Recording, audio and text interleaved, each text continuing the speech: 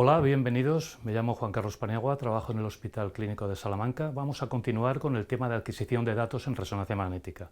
En esta sesión vamos a exponer los diferentes aspectos de los emisores receptores de los equipos, es decir, de las bobinas de gradientes y de radiofrecuencia.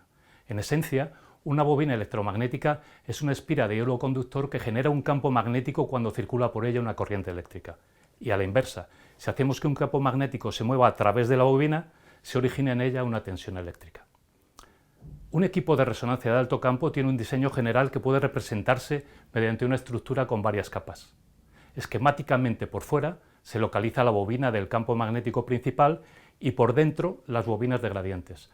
Ambas poseen bobinas secundarias para blindaje y ajuste de homogeneidad del campo.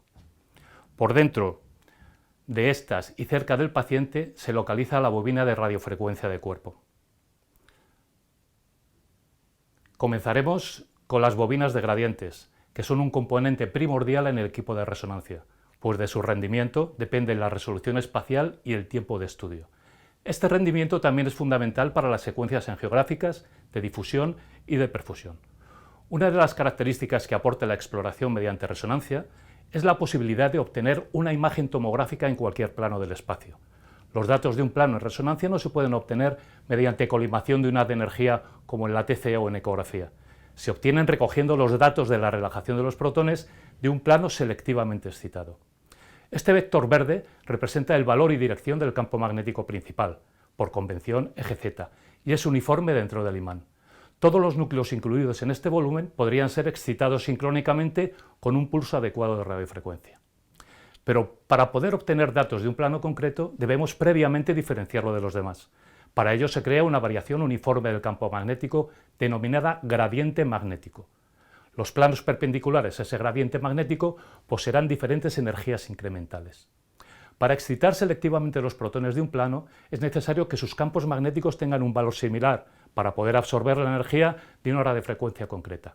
Vamos a proceder paso a paso. ¿Cómo se obtiene este gradiente? Si colocamos una bobina de morfología circular A en un extremo del campo principal y aplicamos una corriente continua en el mismo sentido que el de la bobina principal, se crea un pequeño campo magnético añadido. A mayor distancia, la influencia del campo magnético de la bobina A sobre el campo principal será cada vez menor, lográndose por tanto una variación del campo magnético con la distancia.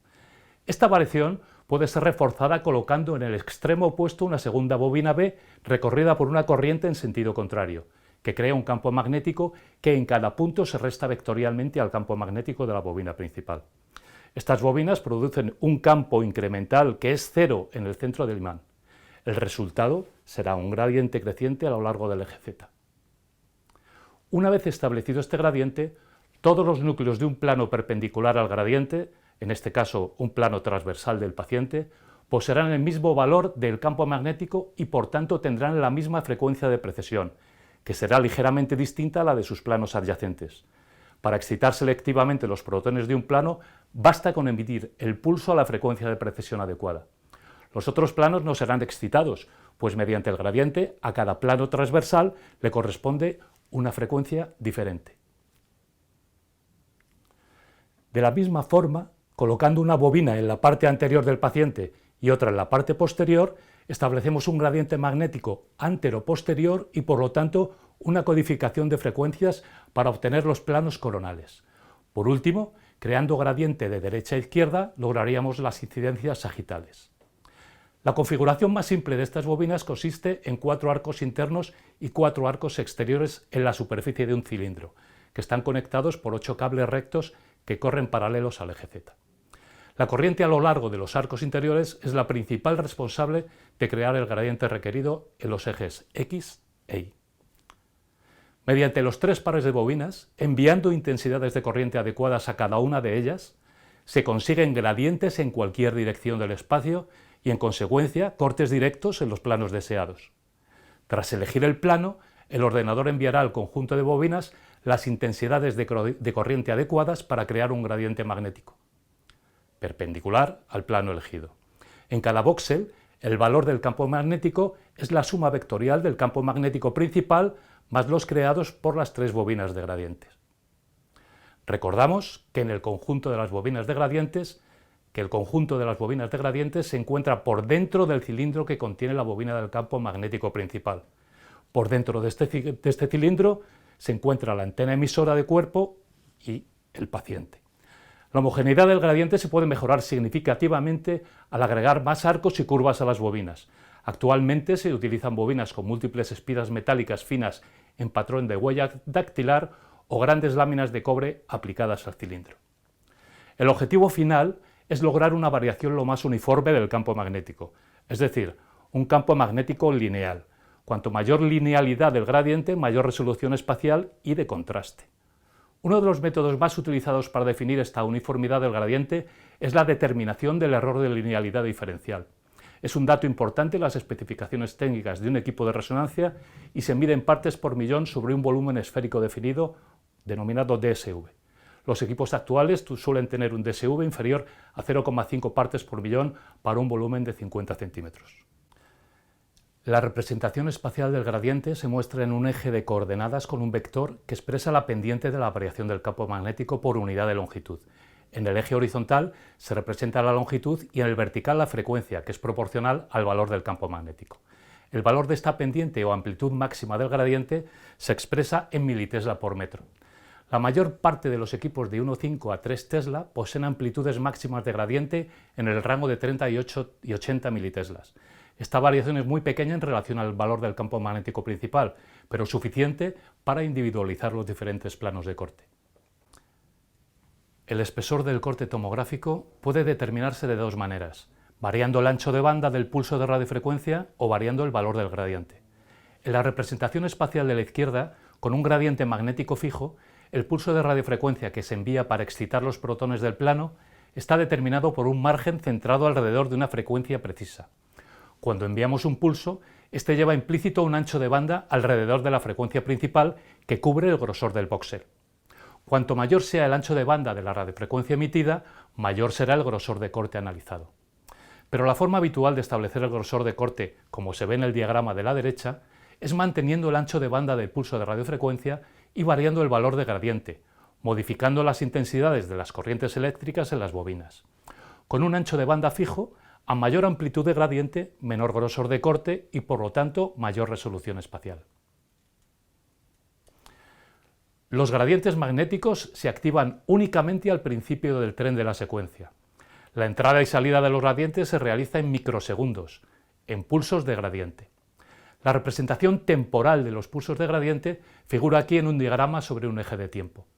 Tanto la entrada como la salida de los gradientes requieren de un tiempo hasta que alcanzan el valor de trabajo requerido, por lo que la morfología de los pulsos de gradiente es trapezoidal. El tiempo desde que se activan los gradientes hasta que alcanzan el valor de trabajo se conoce como tiempo de ascenso o rise time. De igual forma, el tiempo que tarda en volver a descender a cero se conoce como tiempo de caída o fall time. Unos tiempos de ascenso cortos permiten aumentar el número de cortes que podremos obtener en un determinado periodo. El tiempo de ascenso se mide en milisegundos y generalmente está entre el rango de 0,1 a 0,3 milisegundos para la mayoría de los equipos superconductores de alto campo. Pero lo que realmente muestra la potencia de los gradientes es la velocidad de ascenso con que se instauran los gradientes o slew rate. Se define como el cociente entre la amplitud máxima del gradiente y el tiempo de ascenso, y se expresa en Tesla por metro por segundo. En el mercado actual, en los equipos de alto campo, la velocidad de ascenso se encuentra en el rango de 150 a 200 Tesla por metro por segundo. La velocidad de ascenso es el factor determinante para la rapidez en la adquisición de las imágenes y, por tanto, en la duración del estudio. El área delimitada por la variación del gradiente, ascenso, meseta y caída también expresa la resolución espacial. Cuanto mayor sea este área, mayor será la resolución espacial. Las secuencias rápidas que precisan velocidad de ascenso elevadas, como las ecoplanar, tendrán que trabajar con amplitudes de gradiente lo más elevadas posible y con tiempos de ascenso cortos. La necesidad de gradientes fuertes depende del uso previsto del equipo y son obligatorios si se van a realizar estudios cardíacos o cerebrales dedicados. Entre los problemas inherentes a gradientes potentes se incluye un mayor grado de complejidad en las instalaciones, ya que precisan un sistema de refrigeración propio. Por otra parte, se producen vibraciones y ruidos rítmicos que llegan a alcanzar niveles incómodos, entre 70 y 110 decibelios. También la emisión de los pulsos de gradiente implica la aparición de corrientes eléctricas sobre cualquier circuito conductor metálico o electrolítico. Estas corrientes, conocidas como corrientes de eddy o remolino, inducen campos magnéticos que producen artefactos en la imagen. Para evitarlos o corregirlos, se utilizan diferentes técnicas, desde mejoras en el diseño de las bobinas y blindaje activo hasta correcciones en el postproceso. Por último, en el apartado de los efectos biológicos, pueden aparecer signos de excitación nerviosa superficial. Dejamos los gradientes y continuamos con las bobinas o antenas de radiofrecuencia. Recordando el diagrama inicial, la bobina de radiofrecuencia de cuerpo se localiza en la parte más interna del gantry, por dentro de las bobinas de gradientes. Pero existen otras bobinas de radiofrecuencia externas que pueden ser conectadas y desconectadas del equipo o pueden estar incluidas en la mesa de exploración. Son las denominadas bobinas de radiofrecuencia del paciente. La clasificación de las antenas de radiofrecuencia, de forma esquemática, pueden establecerse dependiendo de su función, de su tecnología, del número de elementos que la componen y de su configuración externa. Según su función, se pueden clasificar en transmisoras, receptoras y transmisoras o receptoras. Cuando se usan como transmisoras, las antenas de radiofrecuencia generan un campo magnético oscilante que es perpendicular al campo magnético principal estático. La energía se deposita y se produce el desplazamiento del vector nuclear. Al igual que los gradientes, estos campos magnéticos se activan durante unos pocos milisegundos, llamados pulsos de radiofrecuencia. Dependiendo de la magnitud o duración de estos pulsos, el vector nuclear se inclina a ángulos variables. Recordemos que su ancho de banda puede ser responsable del grosor de corte. Cuando se usan como receptoras, las antenas de radiofrecuencia son responsables de detectar la señal de resonancia. Durante la relajación nuclear, el flujo magnético es capturado por la antena, induciendo una corriente eléctrica. Esta corriente se amplifica, digitaliza y filtra para extraer información de la frecuencia y de la fase. Posteriormente, se reconstruye la imagen. Las bobinas también pueden clasificarse según la tecnología empleada para la adquisición de la imagen. De esta manera se clasifican en dos tipos. En las bobinas de polarización lineal, la transmisión y la recepción electromagnética se produce a lo largo de un solo eje. Se suelen utilizar en antenas de superficie como bobinas de recepción ensambladas en diferentes matrices. El otro tipo son las antenas de polarización circular o cuadratura. Reciben la señal desde dos direcciones del espacio y por tanto se obtienen imágenes con mayor relación señal-ruido. El tipo más común es la antena de jaula o su variante, la bobina electromagnética transversal. La bobina de jaula es el dispositivo de transmisión de radiofrecuencia más usado en resonancia magnética. Prácticamente todas las bobinas del cuerpo en equipos superconductores cilíndricos son de este diseño. Como se muestra en el esquema, la bobina de jaula consiste en dos bucles conductores circulares conectados por barras cuyo número depende del tamaño de la bobina. Durante la transmisión, las corrientes se aplican a cada barra y se desplazan de manera secuencial en la periferia de la bobina, creando un campo magnético homogéneo interno. Cuando se utilizan como receptores para optimizar la relación señal-ruido, las barras de la bobina deben ubicarse cerca de la región de estudio. Por lo tanto, las bobinas de jaula de cabeza y de rodilla se pueden utilizar tanto en el modo de transmisión como en el de recepción, mientras que las bobinas de cuerpo en general se usan solo para la transmisión de radiofrecuencia. En los campos de 3 Tesla y superiores, debido a las corrientes inducidas, pueden producirse efectos dieléctricos indeseados, como artefactos y calentamiento de tejidos. Una solución para este problema es la bobina electromagnética transversal, que disminuye estos efectos en campos altos gracias a su diseño, ya que en vez de barras usa microbandas de aluminio y posee un protector metálico externo. Según el número de elementos o unidades de transmisión-recepción, las antenas de radiofrecuencia pueden denominarse de baja o alta densidad. Las primeras poseen menos de 6 elementos y pueden cubrir amplias regiones anatómicas, como puede ser toda la columna e incluso todo el cuerpo. Con las de alta densidad se obtienen imágenes de alta resolución. El número de elementos de una antena es importante para obtener una resolución espacial y de contraste óptimas, aunque no es el único factor. También depende del número de canales. Así como el número de elementos indica las unidades de antenas que captan la señal simultáneamente, el número de canales se refiere a las rutas de transmisión de la señal. Lo ideal es que cada elemento de la antena tenga su propio canal de transmisión, como sucede en el diagrama superior. Pero puede ocurrir que varios elementos tengan el mismo canal de transmisión, disminuyendo la resolución de la imagen. El número de elementos en una bobina generalmente es mucho mayor que el número de canales receptores. Esto se debe a que la tecnología del canal receptor es más costosa, pues requiere de una cadena completa de amplificadores, circuitos de digitalización y procesador para recoger y codificar la señal. Según su configuración, las antenas pueden ser de volumen, que son aquellas que envuelven la zona anatómica a explorar y suelen ser transmisoras receptoras. Proporcionan una excitación de radiofrecuencia homogénea a través de un volumen. Puede ser grande, como la antena de cuerpo incluida en el cilindro del aparato, o pueden ser más pequeñas y se usan con frecuencia para la cabeza, rodilla y tobillo. El diseño de jaula es el más común en este tipo de antenas. También, y dependiendo de su configuración, pueden ser antenas de superficie. En general son exclusivamente receptoras. La forma más simple de bobina de superficie receptora es el diseño de bucle único, aunque la más utilizada es la antena multielemento de disposición en fase o phase array. Los grupos de antenas pequeños se pueden acoplar entre sí mejorando las propiedades generales de señal o transmisión.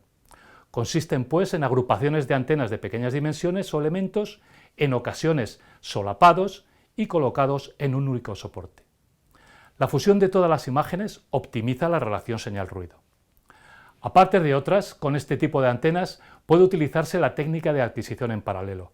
En esta técnica, la ponderación diferencial de las señales de múltiples pequeñas bobinas superficiales se usa para determinar el origen espacial de la señal, reduciendo el tiempo de codificación de gradiente y el tiempo total de estudio. Para que las señales puedan establecer esta codificación espacial, los elementos individuales de la bobina deben estar libres de interacciones magnéticas. Entre las bobinas de superficie destacan la bobina para columna, que suele estar integrada en la mesa, bobinas de hombro, de mamas, de abdomen, de pelvis y de extremidades. Existe una nueva configuración de antenas de superficie de alta densidad con tecnología phase array y adquisición en paralelo instaladas en un soporte extenso y liviano, con las que se pueden realizar exploraciones de casi cualquier zona anatómica. Debido a su flexibilidad, se amoldan perfectamente a la zona de estudio, optimizando la resolución de la imagen. También existe esta modalidad para estudios cerebrales de alta definición. El último tipo de bobina, según su configuración, son las bobinas internas, que están diseñadas para obtener información de regiones que se encuentran por fuera de la antena, como las endovasculares y las bobinas endorrectales que aquí mostramos. Aparte de su eficacia, ¿qué podemos exigir al diseño de las antenas? Pues que sean cómodas tanto para el paciente como para el personal que las maneja a diario. Es decir, que sean pequeñas, ligeras y flexibles, que consuman poca energía y que en su fabricación se respete al máximo el medio ambiente. Por último, me gustaría reseñar que el año pasado en Estados Unidos la mayor parte de las patentes otorgadas en innovación de resonancia magnética ha sido sobre las bobinas, tanto de gradientes como de radiofrecuencia. Este dato muestra la importancia activa de estos componentes del hardware en la investigación y en la evolución de la resonancia. Esto es todo. Muchas gracias por vuestra atención.